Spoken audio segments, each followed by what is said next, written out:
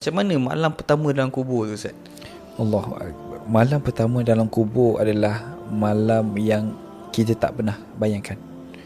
Sebab bila mana kita duduk dalam kubur, ketika itu dah kita sorang-sorang. Adakah isteri kita datang? Adakah ibu ayah kita datang? Naam, mereka datang. Sebab nak menguburkan jenazah kita. Lalu bila mana kita tengok daripada bawah, tengok seorang, tengok menangis, ada yang baca Yasin. Kita duduk happy, at least kita ada peneman. Oh, ada ibu ayah aku, ada isteri aku, ada suami aku, ada anak-anak aku. Bila mana selesai majlis, mereka beredar. Kita nampak tapak kaki, kita dengar tapak kaki mereka, kita nampak mereka beredar. Lonely, keseoranganlah kita. Ketika itulah datang satu cahaya, kata para ulama, datang seorang cahaya, satu cahaya datang kepada kita. Apa itu cahaya?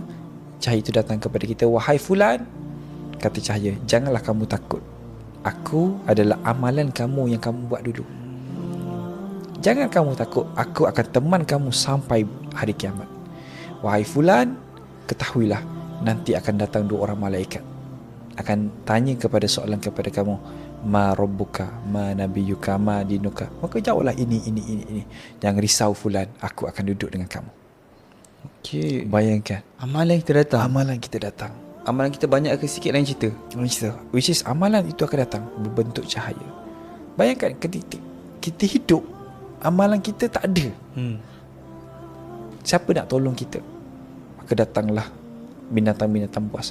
Sebab ketika mana datangnya malaikat Munkar dan Nakir bertanyakan soalan kepada kita, dia akan membawa satu tongkat. Tongkat itu dia akan bawa untuk pukul mana-mana orang yang tak boleh jawab soalan daripada mereka. Ma rabbuka, orang yang tak beriman, orang yang kurang ilmu ataupun which is yang banyak dosa, apa jawapan? Itu jawapan yang disebut oleh Nabi.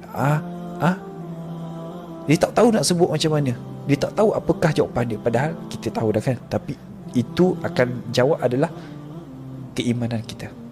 Ketika itu dia jawab maka akan dipukullah oleh malaikat Munkar dan Nakir. Dan kata Nabi, berat pemukul itu ketika mana kamu letak di atas sebuah bukit ataupun gunung, letak saja, bukit gunung itu akan hancur.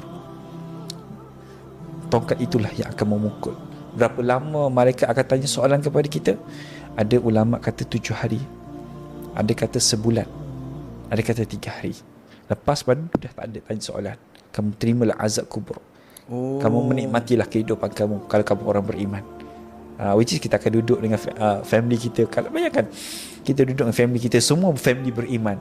Kalau kita lah pergi umrah kan, pergi travel, mesti kita nak duduk seat dekat-dekat atas flight.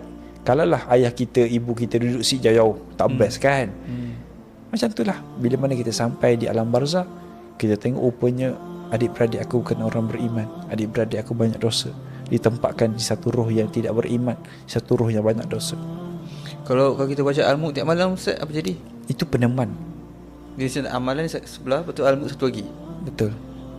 Itu antara peneman kita bila mana duduk di alam kubur. Dan Al-Mulk ni adalah satu yang, Al-Mulk lah paling besar. Tapi lain-lain amalan insya-Allah membantu kita. Sedekah kita, solat kita, dan whatever is sedekah ilmu yang kita sampaikan, insya-Allah